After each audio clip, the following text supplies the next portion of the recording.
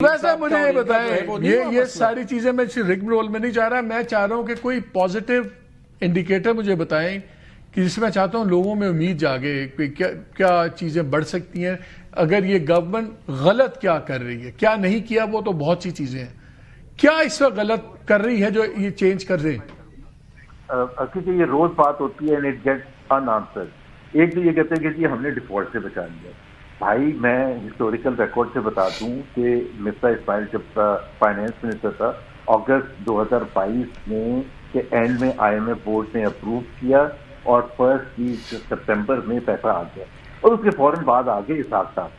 तो जब वो पैसा आ गया, आईएमएफ बोर्ड ने अप्रूव कर दिया, we were back on track with IMF. Okay, and obviously when you are back on track with IMF, there is no fear of default. What happened subsequently to that? ये कौन को बताना जरूरी है और याद दिलाना, वो आप विजुअल्स उनके चला दें और इंटरव्यूज चला दें। I don't care about IMF. They can go back.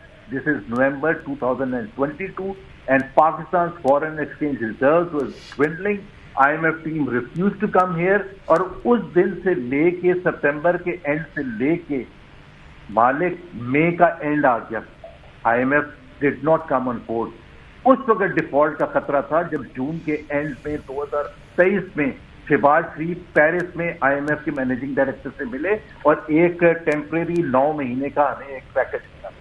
वो जो 8-9 महीने जो इसाक डार साहब ने किए थे, that brought Pakistan to the brink of default. पहली चीज। दूसरी चीज, ये जो कहते हैं ना कि प्राइवेटाइजेशन पीआईए इतना करीब कब आएगा, भाई 2016 में बिलाल कियानी साहब भी मेरे साथ काम करते थे और सबसे जबरदस्त मेरे साथी थे। 3 फेस्को की बिड्स आ गई, किसने रुकवाई खोलने के लिए? पीआईए का जो फाइनल डिसीजन था जिसमें सारे पॉलिटिकल पार्टी, नवीद कमर, असद उमर, बाकी पीटीआई के दूसरे लोग और पीएमएलएन के लोग, वहां इसाक डार से एक यू टर्न लिया कि ठीक है हम नहीं कर सकते। This is a historical record, मैं पहले भी बता चुका हूं।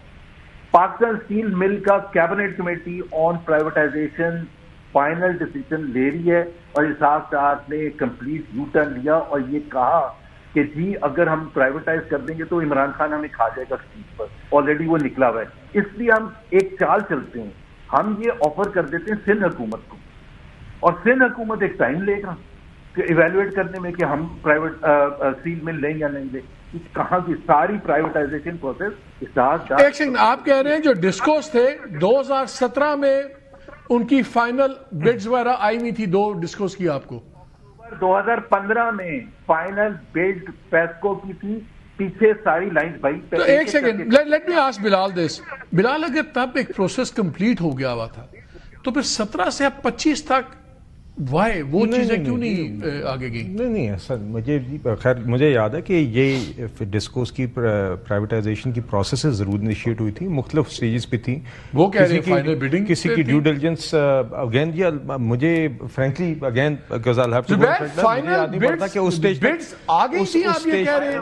बिलाल इज अ मिनिस्टर ना, he can verify it and if I am wrong I'll take my word back। नहीं वो कह रहे हैं मुझे सही याद नहीं है, मैं आपसे क्लैरिफिकेशन चाह रहा हूं। मुझे 2015 में कंप्लीट प्रोसेस हो गया हुआ था। मुझे याद है एचबीएल हुई थी, हमने एबीएल की थी, जुबैर साहब वाज देयर। हां बताएं जरा। Bilal just give me 1 second.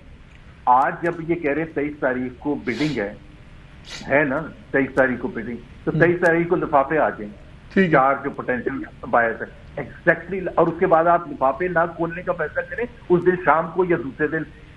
Time हमने ले लिया था, सरीना में मीडिया को बता दिया गया था कि जी वहां बिड्स खुलेंगी पैसों की, उसके अंदर आरिफ हबीब भी थे, टब्बा ग्रुप भी था और ये और भी 3-4 ग्रुप से मुझे याद नहीं आ रहा। अक्टूबर 2000 बाय द वे आपके प्रोग्राम में एक आए थे सेक्रेटरी उस वक्त के सुकैरा साहब मालिक। You can confirm all this from Sukaira Saab. He was secretary of the privatization commission at that time.